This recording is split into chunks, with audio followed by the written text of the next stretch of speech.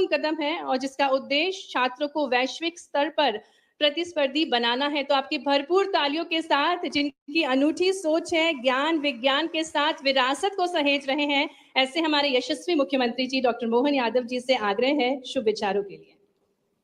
आज के इस कार्यक्रम में मंच पर विराजमान हमारे वरिष्ठ मंत्री माननीय विजय शाह जी, माननीय मंत्री स्कूल शिक्षा और परिवहन श्रीमान राव उदय प्रताप सिंह जी, माननीय सांसद आलोक शर्मा जी, इस अवसर पर प्रदेश भर के अलग अलग स्थानों से जुड़े हुए हैं, हर जिले में मौजूद हमारे सभी माननीय उप मुख्यमंत्री, मंत्रीगण, सभी माननीय विधायकगण, मंच पर विराजमान माननीय विधायक रामेश्वर शर्मा जी, पूर्व प्रोटेम स्पीकर, हमारे दूसरे विधायक माननीय भगवान दास सबनानी जी,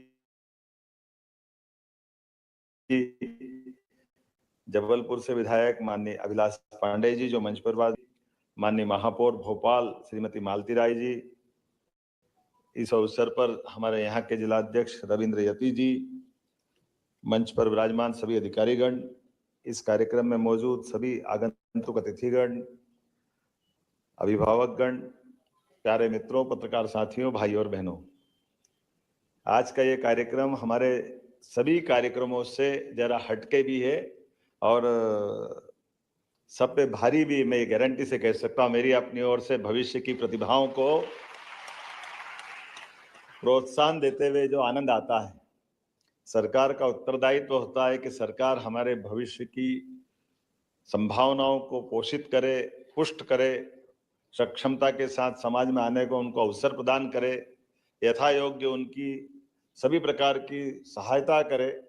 मुझे इस बात का गर्व है, जब मैं ये आंकड़े देख रहा था तो इस आंकड़े में आज जब 94,234 विद्यार्थियों को प्रोत्साहन किया गया, इसमें 40% विद्यार्थी है। जोरदार अभिनंदन 40% विद्यार्थी के लिए। और इसका आंकड़ा भी और गजब है, 40% अर्थात 37,988 लड़के हैं और 56,246 बहनें हैं, बेटियां हैं। 60% बहनें हैं और 40% बालक है। अब ये 60-40 का रेशो उनकी बुद्धिमत्ता बताता, लड़कों को जरा चुनौती है आने वाले समय में अपनी जरा स्थिति मजबूत करे। हमारी बेटियां हमारे को और इस तरह से इस चुनौती को अच्छे से लेगी। अभी 60-40 में, देखो अगली बार क्या होता है। और गवर्नमेंट प्राइवेट की अगर कंपटीशन देखो तो मैं उसमें भी आनंद महसूस कर रहा हूं। गवर्नमेंट के स्कूलों के अंदर सरकार की व्यवस्थाओं के बलबूते पर सरकार के स्कूल में जाने वाले बच्चों को, इसको मैं इस नाते से सरकार को भी बधाई देता हूं, स्कूल शिक्षा विभाग को भी बधाई देता हूं। सरकार की सीमाओं के बाद भी आपने जो महत्ता स्थापित की है कि प्राइवेट के तुलना में आपका सरकारी का परसेंटेज 52 बना और प्राइवेट वाले रहेगा 48।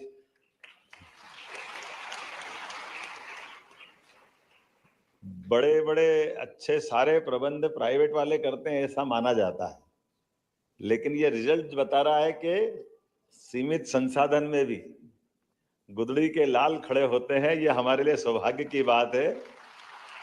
सरकारी स्कूल में आने के बाद मुझे थोड़ा सा इसमें बोलने में ऐसा नहीं लग रहा कि मैं प्राइवेट को हतोत्साहित कर रहा हूं। प्राइवेट का भी अपना महत्व है, लेकिन सरकारी कम नहीं पढ़ते, ये जरूर मैं बोल सकता हूं। मुझे इस बात का गर्व है। हम में से अधिकांश लोग यहाँ जो बैठे हैं, राव उदय प्रताप सिंह जी की तो नहीं कह सकता हूं, और एक राजा साहब आपका भी नहीं कह सकते, सरकारी, तो चलो फिर इसका मतलब हम सभी महाराजा हो गए। हम सब सरकारी स्कूल से निकल करके आए हैं और ऐसे ऐसे सरकारी स्कूल से निकल करके आए जिसका हम सबके लिए सौभाग्य की बात है। यशस्वी प्रधानमंत्री भी सरकारी स्कूल से निकलकर देश के प्रधानमंत्री बने और इसके आंकड़े भी इसी प्रकार से बता रहे हैं कि हमारे बीच में प्राइवेट में 44,972 बच्चे इस लैपटॉप का लाभ ले रहे हैं, तो गवर्नमेंट के 49,262 विद्यार्थी लाभ ले रहे हैं। ये अपने आप में इस बात को एहसास करा रहा है कि हाँ, हमारे बीच हम अपने सरकारी विद्यालयों से निकलकर भी इसका कैसे लाभ लेते हैं। जब ये आंकड़े देख रहे हैं तो एक आंकड़े पे और निगाह डालें। ये स्कीम 2009-10 में चालू हुई और 85% वाले विद्यार्थियों को मौका देते थे। जैसा हमारे मंत्री जी ने बताया, 473 विद्यार्थियों को पहली बार लाभ मिला, लेकिन अब अपनी सरकार के रहते रहते 15 साल के दरमियान इसका आंकड़ा बदल करके 94,000 बच्चों को आज लैपटॉप मिल रहा है, 94,000 से ज्यादा विद्यार्थी। और इसके उलट एक आंकड़ा और भी देखते जाए, इसको जोड़कर देख ले, उलट तो क्या बोलना चाहिए, तो आज अपने विद्यार्थियों के जितने विद्यार्थी इससे लाभान्वित हुए हैं, ये 15 साल में 4,32,016 विद्यार्थियों को इसका लाभ मिला। जोरदार अभिनंदन करें ये लैपटॉप के माध्यम से। और इसके लिए राशि जो सरकार ने खर्च की 15 साल में, वो 1,080 करोड़ 4 लाख रुपए की राशि इनको दी गई है। एक तरह से ये बड़ी योजना है जिसमें 1,000 करोड़ की राशि हमारे युवाओं को दी गई। सच्चे अर्थों में मैं भी बुरा मत मानना, जब मुझे भी पुरस्कार मिलता था, जब अपन पुरस्कार लेके जाते हैं और वो सर्टिफिकेट मिलता है, उसका तो आनंद है, बीच में एक ट्रॉफी दे देते थे। अब वो घर में तो अब क्या होता, संयोग से शुरू से ये जो ट्रॉफी देने का सिलसिला रहता है, वो ट्रॉफी हम में से अधिकांश लोग जानते होंगे।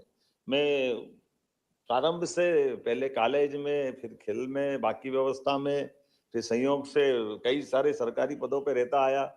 ईसी मेंबर 98 से 2000, पश्चिम रेलवे बोर्ड मेंबर 3 साल, फिर उज्जैन विकास प्राधिकरण 8 साल, टूरिज्म चेयरमैन कॉर्पोरेशन का 4 साल, फिर विधायक, फिर शिक्षा मंत्री। घर में जब भी आता तो घर वाली मेरी माता जी बड़ी प्रेम से, स्नेह से बोलती, बेटा तू सब ला, ये फालतू के आइटम मत लाया कर, हमें तो परेशान।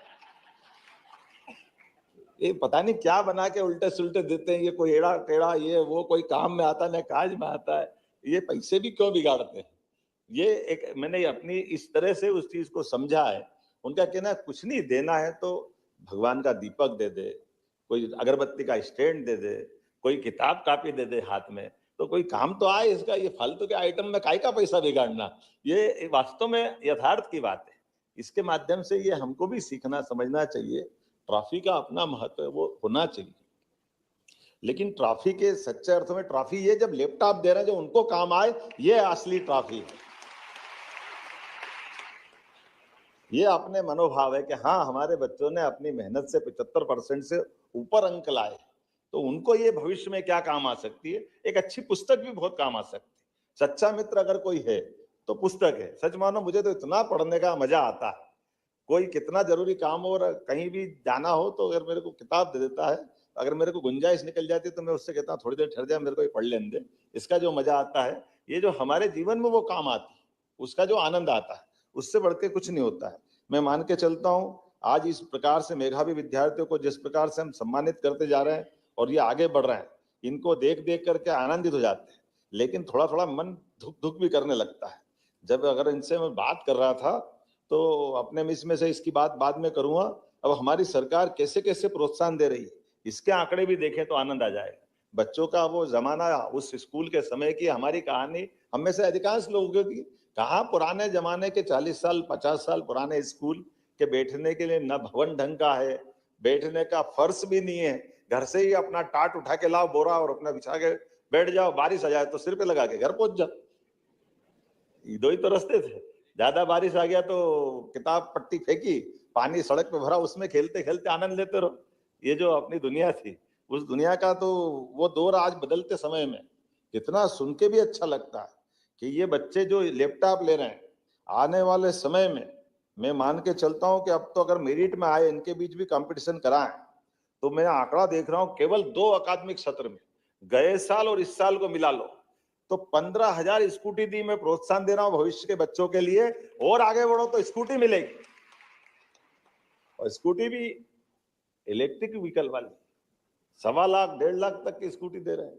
ये जो 15,000 बच्चों को, 15,600 बच्चों को निःशुल्क स्कूटी दी, और आगे जाए, बच्चे पढ़ने जा रहे हैं, स्कूल के बाद कॉलेज में जा रहे हैं, डॉक्टर बने, तो डॉक्टर बनने में भी हमारे medical college, government medical college की फीस तो 2-4 लाख है, लेकिन प्राइवेट मेडिकल कॉलेज में मुझे गर्व है, हमारी सरकार हमारे बच्चों को डॉक्टर बनाने के लिए 80-80 लाख रुपए की मदद करने को तैयार है। 80-80 लाख, केवल उसमें टैलेंट है। वो अपनी नीट की एग्जाम निकाल लेता है, उसको मार्क्स आ जाते हैं, तो उसके आधार पर हम उसको मेडिकल कॉलेज भेज रहे हैं और मेडिकल कॉलेज की पूरी फीस सरकार दे रही है और उसके घर से कोई फीस नहीं भरना है, केवल योग्यता के बलबूते पर। और आगे बढ़ करके जब वो अपने 70-80 लाख के बलबूते पर हम प्रदेश की सेवा कराने का मार्ग भी दिखा रहे हैं। यहाँ के निकलने के बाद जब उसकी अपनी इंटर्नशिप पूरी हो जाएगी तो भविष्य में उसको अपना मेडिकल ऑफिसर भी बना रहे हैं और मेडिकल ऑफिसर बनाते हुए उसको 5 साल वो सेवा करेगा तो पूरा 80 लाख माफ कर रहे हैं, एक पैसा उससे नहीं ले रहे हैं। ये एक तरह से निःशुल्क लोन दे रहे हैं, क्योंकि हमारे राज्य के अंदर हमारे राज्य की आबादी 9 करोड़ के आसपास पहुंच रही, जिसमें हमारा आदिवासी अंचल, हमारा बाकी वर्ग जो सुदूर गांव में बैठा हुआ है, वहां मेडिकल की सुविधा देने के लिए मुझे गर्व है। जहां 2002-3 तक मध्य प्रदेश में केवल 5 मेडिकल कॉलेज थे और 600 मेडिकल के बच्चों की सीट थी, मुझे गर्व है आज की स्थिति में हमारे आज 30 मेडिकल कॉलेज चल रहे हैं और 4 के टेंडर खुल गए हैं। 2 इस साल होने वाले हैं, 36 मेडिकल कॉलेज इस साल हो जाएंगे। 2 साल में 50 मेडिकल कॉलेज हम बनाने वाले और 10,000 से ज्यादा मेडिकल कॉलेज में डॉक्टरों की सीट हर साल निकलने वाली। जब ये हमारे इतनी अच्छी संख्या निकलेगी, अब हम उम्मीद करेंगे कि इसमें से जो निकलेंगे बच्चे, और केवल मेडिकल की नहीं, अभियांत्रिक अच्छी कोई आपको अच्छे किसी कोर्स में जाना है, सारे कोर्स के लिए हम आपको फीस देने को तैयार है।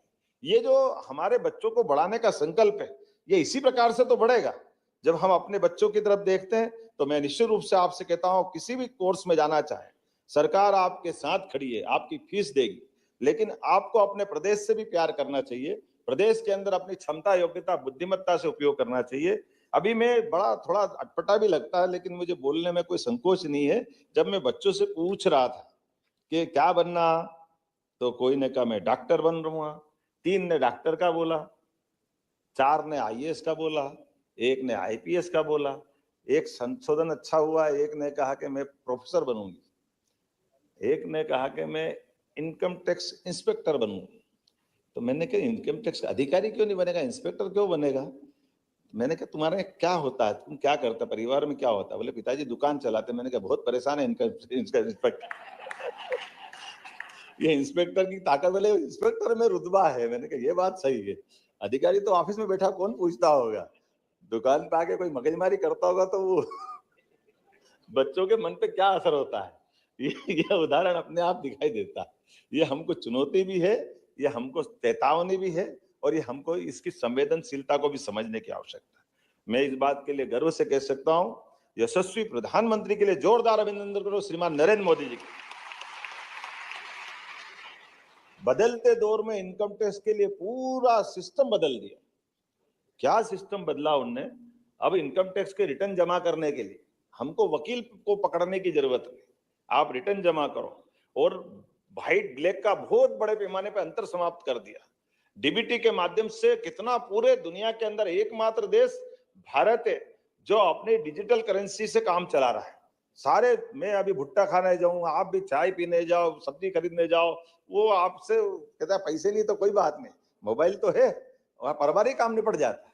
इससे अच्छा और कौन सा दुनिया का, ये वाकई अद्भुत समय चल रहा है। ये वो भी तब जब मैं टैलेंट की बात शुरू करूंगा तो आपको ध्यान में आएगा। अब ये मैं कभी बात निकालता हूं तो मेरे कांग्रेस के मित्र कहते कि आप कुछ भी करो, हमको क्यों बोलते हो? अब मैंने कहा तुमको नहीं बोलूं तो मेरा भी काम नहीं चलता, तुम्हारा अपने पाप भी नहीं दिख, तुमको तो दिखाने पड़ते हैं। आप अंदाज लगा लो उनके शासनकाल के दरमियान इस देश के अंदर लाइन से आप कल्पना करो